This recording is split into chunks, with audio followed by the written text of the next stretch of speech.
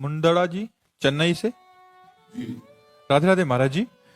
महाराज जी, मैं ये पूछना चाहती हूँ कि सातों जन्म में मुझे जो अभी पति सेम वही मिल सकते हैं? नहीं, वो बहुत प्यार करते हैं महाराज हाँ जी, तो बहुत अच्छे हैं। नहीं मिल सकते। ये गारंटी से हम कह रहा हूं, ये कोई फिल्मी स्टेज थोड़ी है, ऐसा थोड़ी है। ऐसा नहीं हो सकता। हाँ, एक उपाय हो सकता है।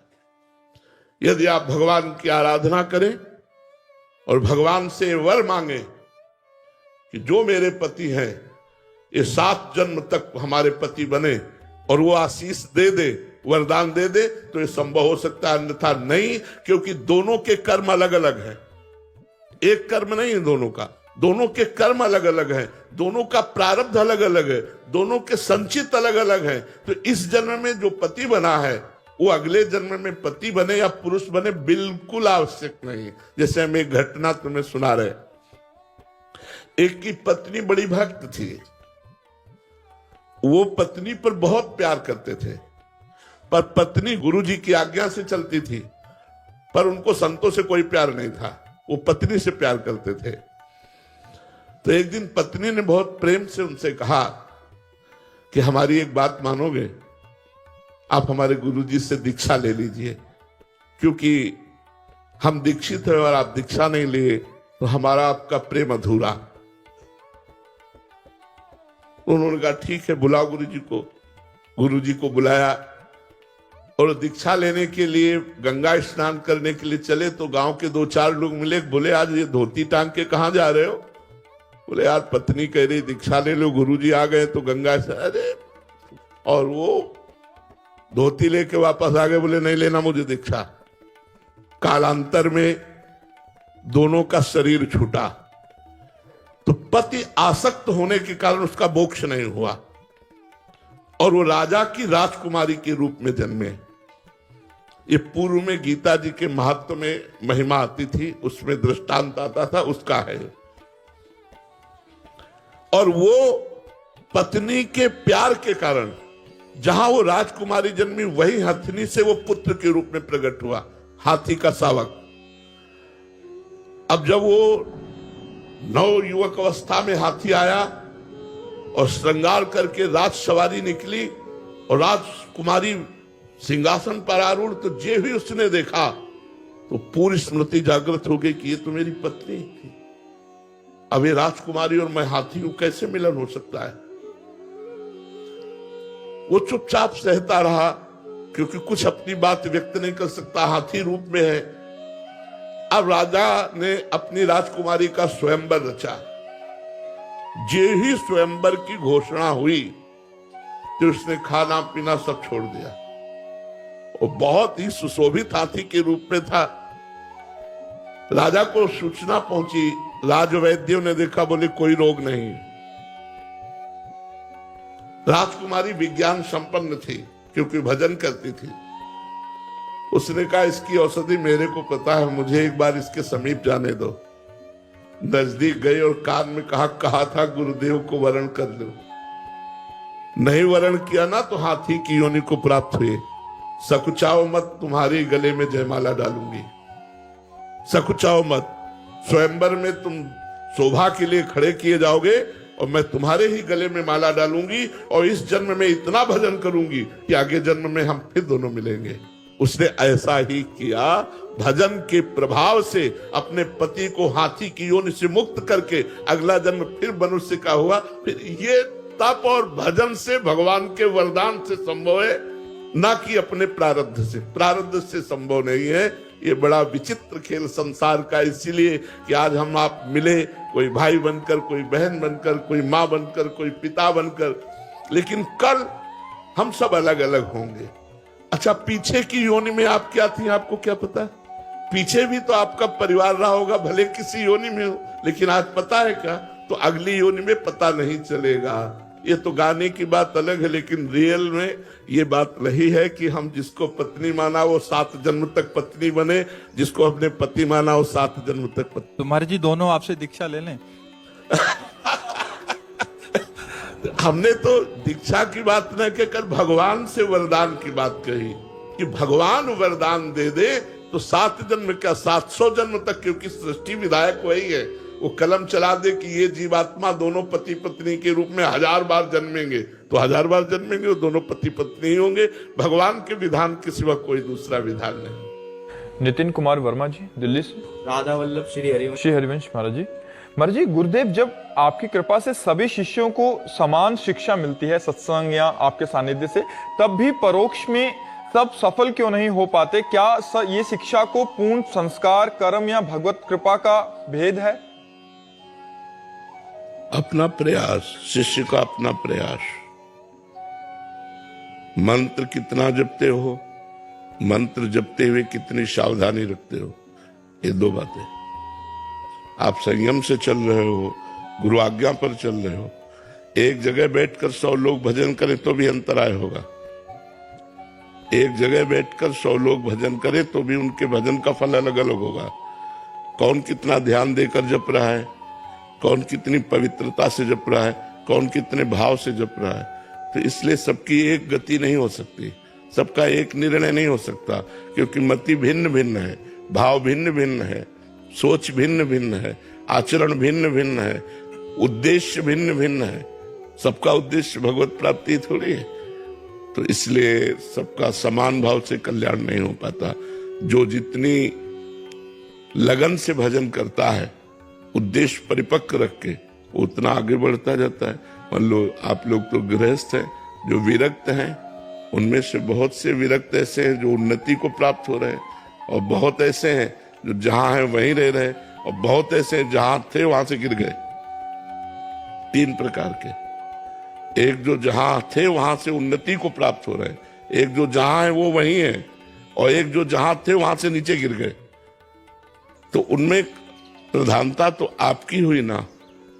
गुरु ने तो गुरुमंत्र सबको बराबर दिया, कृपा सब पर बराबर की, लेकिन उसका प्रभाव, जैसे स्वाति का बूंद गिरता है केले पर तो कपूर बन जाता है, सांप के मुंह में गिरता है तो जहर बन जाता है, सीपी में गिरता है तो मोती बन जाता है, और चातक की चोंच में आता है तो जीवन बन जाता है। स्वाति की बूंद में तो कोई दोष है नहीं, पात्रता में है।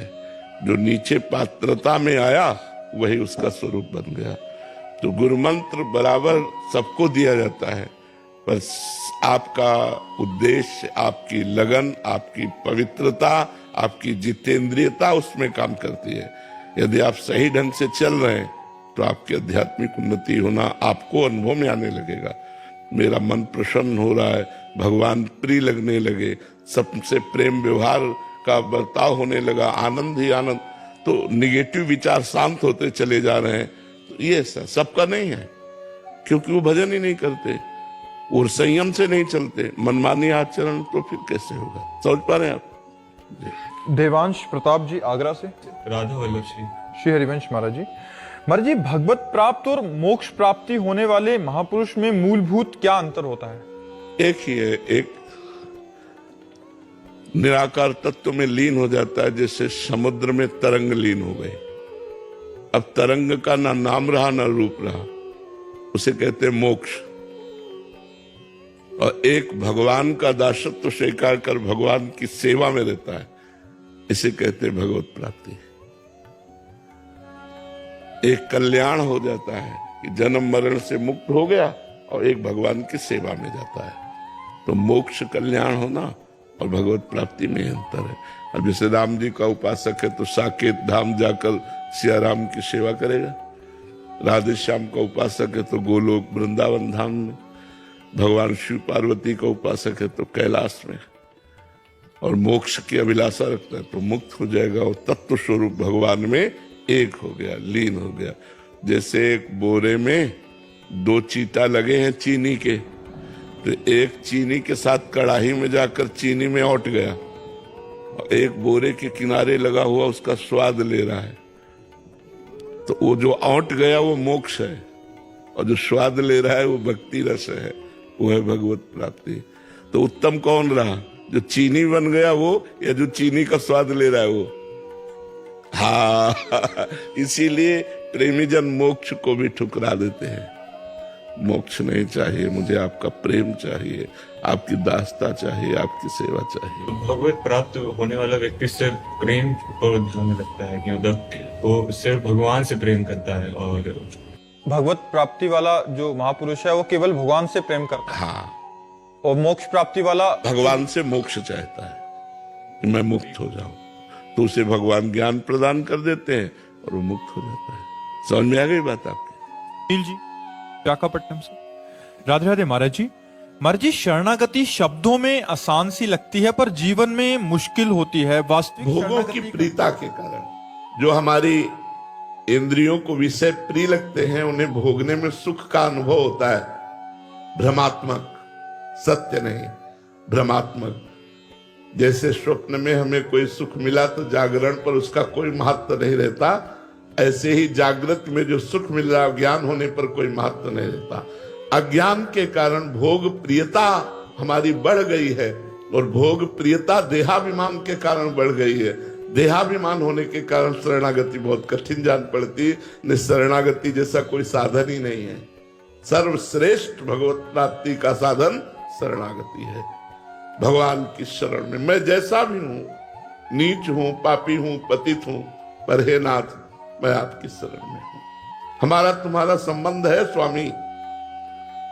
आपने कहा ममैवांशो जीवलोके, तो मैं आपका अंश हूं, और वैसे भी अगर मैं पतित हूं तो आप पतित पावन हैं, मैं दीन हूं तो आप दीन बंधु हैं, मैं भिखारी हूं तो आप दाता हैं। स्वामी हमारा आपका संबंध है, मैं कैसा भी हूं लेकिन मैं आपका हूं। यहां से शरणागति प्रारंभ होती है और यही पूर्ण हो जाती है।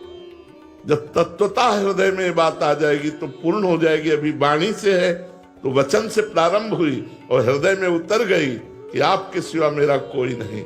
बस यहीं से उसका अध्यात्म का जो प्रकाश है वो जागृत हो जाएगा।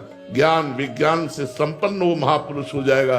भगवान का शरणागत परम ज्ञानी होता है, कोई ज्ञान बकाया थोड़ी रह जाता है। भगवान अपने शरणागत को परिपूर्ण कर देते हैं। तो शरणागति में कठिनता है विषय प्रियता। विषय प्रियता है देहाभिमान के कारण, और देहाभिमान है अज्ञान के कारण। तो हम भगवान की शरण में हो, वो हमें ज्ञान प्रदान करें जिससे विषय प्रियता नष्ट होकर भगवत प्रियता जागृत हो जाए। कठिन नहीं है, कठिन नहीं है, बहुत सरल है, पर विषय प्रियता के कारण बहुत कठिन लगता है। तो हम क्या करें? विषय प्रियता को भी समर्पित कर दें। जैसे हमें कोई पदार्थ, माना जैसे आज हमें गुलाब जामुन खाना है, हाँ ठीक है, अब गुलाब जामुन की व्यवस्था करते हैं अगर हमारे पास है, धन है हाथ पे, और ठाकुर जी को भोग लगा देते हैं और नाम कीर्तन करते हैं। भोग लगाने के बाद पा लेते हैं प्रसाद रूप, कोई परेशानी नहीं। हमारी भक्ति भी पूर्ण हुई और हमारी विषय प्रियता भी पूर्ण हुई।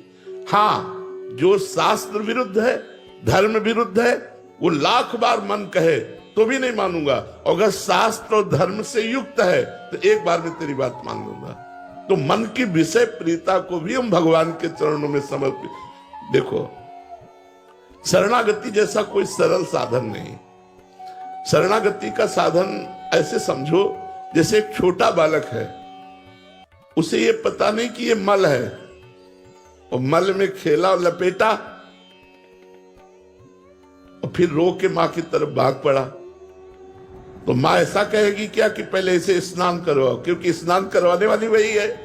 तो मां उसे उसी स्थिति में अपने हाथ में ले लेती है और बाथरूम जाती है और उसे पवित्र करती है, उसे श्रृंगारित करती है। ऐसे ही हम मल लपेटे हुए बालक की भांति भगवान की शरण में चले जाएं, वो हमारे सारे मलों को धोकर अपने लायक बना देंगे। बहुत करुणा सिंधु भगवान है। जो नर होए चराचर द्रोही, आवे सभय शरण तक मोही। चराचर का द्रोह करने वाला पापी भी हो, अपिचेत सुदुराचारो, भजते माम अनन्य भाग, साधुर्य समंतव्या सम्यक व्यवसिता हिस्सा। घोर पापी हो और भगवान की शरण में आ जाए तो कहते हैं उसे महात्मा मानो, क्योंकि मैं महात्मा बनाऊंगा। करो सत्य ते। हमारा इतिहास साक्षी है इस बात के लिए कि कितने वैश्यागामी, कितने चोर, कितने हिंसक लोग हमारे भगवान की शरण में सत्संग के प्रभाव से आए और महात्मा बन गए, महर्षि बन गए, ब्रह्म ऋषि बन गए, जगत पूज्य बन गए। जहां निंदनीय आचरण थे वहां वंदनीय बना दिया। ये हमारे भगवान की शरणागति है। कोटि विप्र बदला गए जाहू, आए शरण तजो नहीं ताहू। करोड़ों ब्राह्मण का मारने का वध हो, ब्रह्म ऋषियों का वध हो, और वो मेरी शरण में आ जाए तो भी मैं उसे नहीं त्यागता। हमारे भगवान के लिए शरणागति बहुत सरल साधन है। हम जैसे हैं, कामी हैं, क्रोधी हैं, लोभी हैं, विषयनाथ, मैं आपका हूं।